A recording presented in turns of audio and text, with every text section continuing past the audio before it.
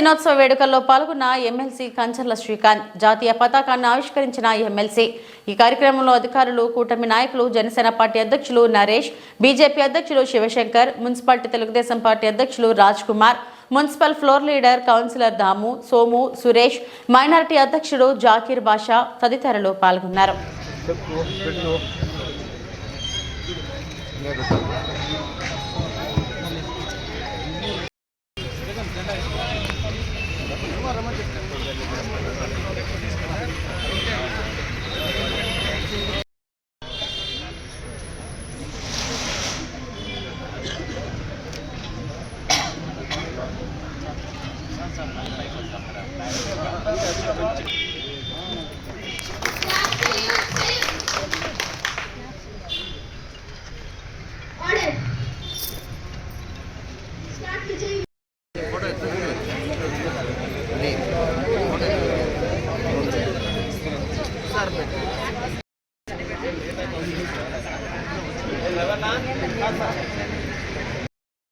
సీతాలక్ష్మి,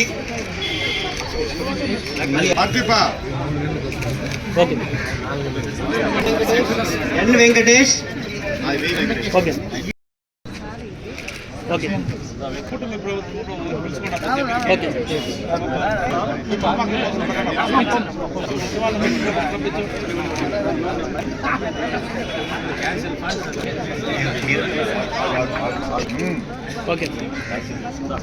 గణేష్ కుమార్, వెంకటాచలపతి, శివరాజ్, శేఖర్. ముందుగా గణతంత్ర దినోత్సవ శుభాకాంక్షలు అందరికీ. ఈ కార్యక్రమానికి ముఖ్య అతిథిగా వచ్చేసిన మన గౌరవనీయులు ఎమ్మెల్సీ గారు కంచర్ల శ్రీకాంత్ అన్న గారికి నా యొక్క నమస్కారాలు. మిగతా ఇక్కడ వేదికలో చిన్న పెద్దలందరికీ నా యొక్క నమస్కారాలు. అన్న, ముందుగా మీకు అందరికీ ఒక విషయం, మా మున్సిపాలిటీకి ఒక 100 కోట్ల రూపాయలు, సుమారు 100 కోట్ల రూపాయలు ఇచ్చిన నారా చంద్రబాబు నాయుడు గారికి కృతజ్ఞతలు తెలియజేసుకుంటూ, అలాగే మున్సిపల్ అభివృద్ధికి ఎల్లవేళలా కృషి చేస్తున్నటువంటి మన కమిషనర్ గారికి మరియు ఈ సందర్భంగా ఆయన కలెక్టర్ ద్వారా అవార్డు తీసుకొని వెళ్ళినారు. సో ఆయనకి నా యొక్క శుభాకాంక్షలు తెలియజేస్తున్నాను. అలాగే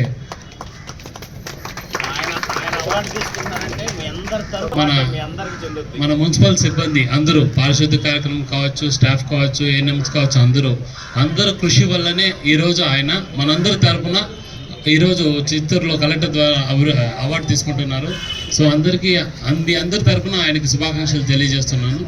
ఈ అవకాశం ఇచ్చిన నాకు ధన్యవాదాలు. తెలుసు ఇట్లా మనకి కొంతమంది పేర్లే తెలుసు, కానీ పేర్లు తెలియకుండా కూడా ఎంతోమంది ప్రాణత్యాగం చేసి బ్రిటిష్ వారి మీద 200 సంవత్సరాలు పోరాడితే ఈరోజు మనం అనుభవిస్తున్న ఈ స్వతంత్రం, ఈ ప్రజాస్వామ్య దేశంలో మనం ఎలా బతకాలి, మనకి ఎటువంటి హక్కులు ఉండాలి, వీటన్నిటి మీద పరిశోధించి భారతదేశానికి సంబంధించి ఒక రాజ్యాంగాన్ని ఏర్పాటు చేసుకున్నాం డాక్టర్ బిఆర్ అంబేద్కర్ గారి సారథ్యంలో. దానిని అమలుపరిచిన రోజు దినోత్సవం జరుపుకుంటున్నాం జనవరి 26వ తారీఖున. కాబట్టి మన హక్కులు వీటిని అమలుపరిచిన రోజు. ఈరోజు ఇంత స్వతంత్రంగా బతుకుతున్నామంటే ఆ రోజు ఎంతోమంది చేసిన త్యాగ ఫలితం అనే సంగతి ప్రతి ఒక్కరూ మనం గుర్తు పెట్టుకోవాలి. ఆ మహనీయుల స్ఫూర్తిని ముందుకు తీసుకెళ్లాల్సిన అవసరం ప్రతి ఒక్కరి మీద ఉందని కూడా మీ అందరికీ నేను తెలియజేస్తున్నాను. అట్లాగే మన పిల్లల్లో కూడా ఇటువంటి స్ఫూర్తిని నింపి సమాజం పట్ల, దేశం పట్ల, మన ప్రాంతం పట్ల, మన ఊరి పట్ల బాధ్యతగా ఉండేలాగా పెంచాల్సిన బాధ్యత కూడా తల్లిదండ్రుల మీద ఉందని చెప్పేసి మరొకసారి తెలియజేస్తూ, నారా చంద్రబాబు నాయుడు గారి సారథ్యంలో ఈ 5 సంవత్సరాల్లో ఖచ్చితంగా స్వర్ణాంధ్రప్రదేశ్, స్వర్ణాంధ్ర ఏదైతే చంద్రబాబు నాయుడు గారు మళ్ళీ ఆయన కలలు కని వాటిని ముందుకు తీసుకెళ్లాలని ఆలోచన చేస్తున్నారో, ఈ 7 నెలల్లోనే ఎన్ని విజయాలు సాధించామో మనం అందరం చూస్తున్నాం. అటు సంక్షేమం, ఇటు అభివృద్ధి రెండింటిని కలుపుకొని ముందుకు తీసుకెళ్తూ, అటు పెన్షన్స్ విషయం కావచ్చు, అట్లా ఇచ్చిన ప్రతి హామీని నెరవేర్చుకుంటూ ముందుకు వెళ్తా ఉన్నారు. అలాగే చంద్రబాబు నాయుడు గారు అంటేనే ఒక బ్రాండ్, మనందరికీ తెలుసు. నిన్న దావోస్లో మీరు చూసుంటారు, అందరూ పక్కన ఉన్న యువకులందరూ స్వెటర్లు ఇవన్నీ వేసుకొని ఉంటే ఆయన మాత్రం సింగిల్గా ఎలా కుప్పం వస్తే ఎలా ఉంటారో దావోస్లో కూడా అదే విధంగా ఉండి పెట్టుబడుల కోసం ఎంతమంది పారిశ్రామిక దిగ్గజాలతో కలిసి ఎన్ని మీటింగులు నిర్వహించి ఈరోజు ఎన్నో కంపెనీలని, నిన్న ప్రెస్ మీట్ చూసుంటారు సారథి, పెట్టుబడులు ఈరోజు ఆంధ్రప్రదేశ్కి మళ్ళీ ఒక నమ్మకాన్ని కలిగించి తీసుకొచ్చే దిశగా అడుగులు వేస్తున్నారు. అట్లాగే నారా లోకేష్ గారు కూడా ఐటీ కంపెనీస్తో మాట్లాడి టీసీఎస్ ఆల్రెడీ వైజాగ్లో కార్యకలాపాలు స్టార్ట్ చేసింది. 10,000 మందికి ఉపాధితోటి ఆల్రెడీ 2,000 మందిని రిక్రూట్మెంట్ చేసుకునే ఆపరేషన్స్ కూడా స్టార్ట్ చేసేటువంటి పరిస్థితి. ఇట్లా మళ్ళీ బీపీసీఎల్ కావడంతో 2,10,000 కోట్లు పెట్టుబడికి ప్రధానమంత్రి గారి చేతుల మీదుగా ప్రారంభోత్సవం వైజాగ్లో చేయడం జరిగింది. దానివల్ల 1,63,000 మందికి ఉపాధి దొరికేటటువంటి పరిస్థితి ఉంది. అంటే చిత్తశుద్ధి ఉన్న నాయకుడు ఒక బాధ్యతాయుతమైన పదవిలో ఉంటే ఆ రాష్ట్రం గురించి, రాష్ట్రంలో ఉన్న ప్రజల గురించి, ప్రగతి గురించి ఏ విధంగా ఆలోచిస్తారనే దానికి ఇంతకన్నా నిదర్శనం ఇంకోట్లేదు. అటువంటి వ్యక్తి ఈరోజు ఈ కుప్పం నియోజకవర్గానికి ఎమ్మెల్యేగా ఉన్నారు. నేను అదే ఎలక్షన్ ముందు కూడా చాలా చంద్రబాబు నాయుడు గారు వచ్చినప్పుడు కూడా కుప్పం నియోజకవర్గం సంబంధించి ఎన్ని అభివృద్ధి కార్యక్రమాలకి శ్రీకారం చుట్టారో మీరు చూస్తున్నారు. Solar Surya Ghar the best project, pilot project first ఇక్కడ స్టార్ట్ చేస్తున్నారు. రూఫ్ టాప్ మీద, అంటే ఇళ్ళ టాప్ పైన ఎక్కడైతే స్లాబ్స్ ఉన్న చోట, రేకులు ఉన్న చోట అయినా సరే కూడా సోలార్ ప్యానల్స్ పెట్టి ఉచితంగా విద్యుత్తు తీసుకునేటటువంటి సూర్యఘర్ స్కీమ్ని, సెంట్రల్ గవర్నమెంట్ స్కీమ్ని 60% కేంద్ర ప్రభుత్వం సబ్సిడీ, 40% లబ్ధిదారుడు పెట్టుకోవాలి. ఎవరైతే నేను అప్లై చేసుకుంటున్నారో నేను 40% పెట్టుకోవాలి.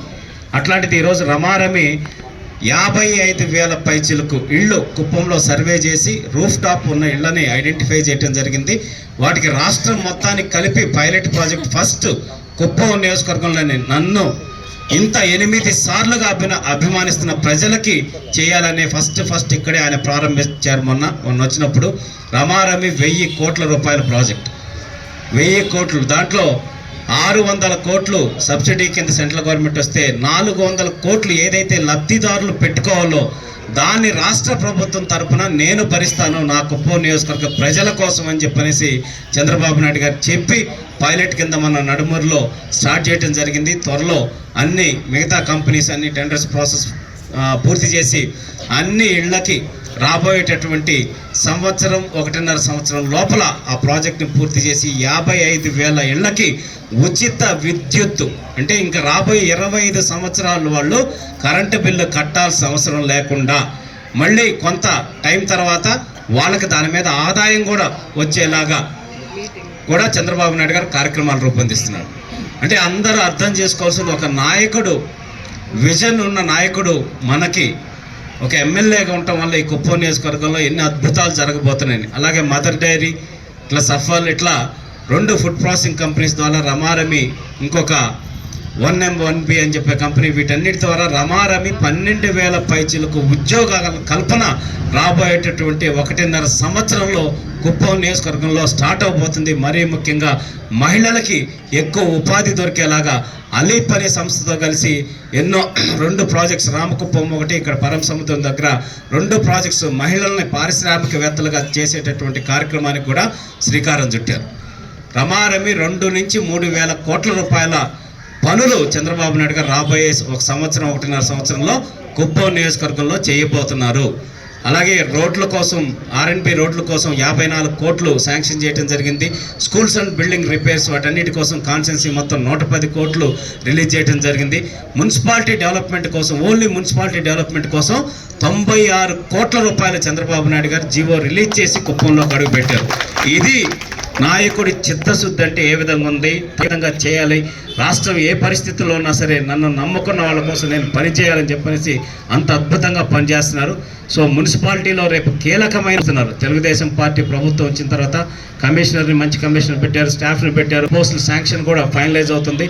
ఫుల్ ఫ్లెడ్జ్డ్ మున్సిపాలిటీ టీమ్ తోటి అద్భుతంగా ఈ కుప్పం మున్సిపాలిటీని ఒక రాష్ట్రంలోని మోడల్ మున్సిపాలిటీగా తీర్చిదిద్దే దానికోసం 11 సర్కిల్ డెవలప్మెంట్స్ కావచ్చు, రోడ్ వైండింగ్స్ కావచ్చు, 19 కోట్ల రూపాయలతో 2 పార్కుల డెవలప్మెంట్ కావచ్చు, అండర్ గ్రౌండ్ డ్రైనేజ్ సిస్టమ్ కావచ్చు, ప్రతి ఒక్కటి ఓవరాల్గా 5 సంవత్సరాల్లో 450 కోట్ల రూపాయలు ఒక్క మున్సిపాలిటీ మీద ఖర్చు పెట్టడానికి చంద్రబాబు నాయుడు గారు సిద్ధపడ్డారంటే అది ఆయనకి ఈ నియోజకవర్గం పట్ల, ఈ నియోజకవర్గం ప్రజల పట్ల ఉన్న ప్రేమ, అభిమానం అని చెప్పని తెలియజేస్తున్నాం.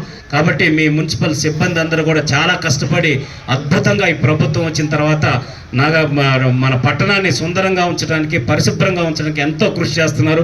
పారిశుద్ధ కార్మికులకు మరీ ముఖ్యంగా శిరస్సు వంచి నిజంగా పాదాభివందనం చేస్తున్నారు. వాళ్ళు చేస్తున్న కృషికి మీరందరూ స్టాఫ్ కూడా చాలా కష్టపడి సహాయ సహకారాలు అందిస్తున్నారు. ఇదే స్ఫూర్తితోటి కుప్పం మున్సిపాలిటీకి వస్తే ఏదైనా సరే మనకి గౌరవంగా పని జరుగుతుంది. ప్లస్ మున్సిపల్ సిబ్బంది అద్భుతంగా పనిచేసి ఈ టౌన్ని మోడల్ టౌన్ కింద తీర్చిదిద్దడానికి కృషి చేస్తున్నారనే విధంగా మీరు అందరూ కూడా కలిసి పనిచేయాలని చెప్పి, మాతో కలిసి నడవాలని చెప్పనేసి మీ అందరూ కూడా విజ్ఞప్తి చేసుకుంటూ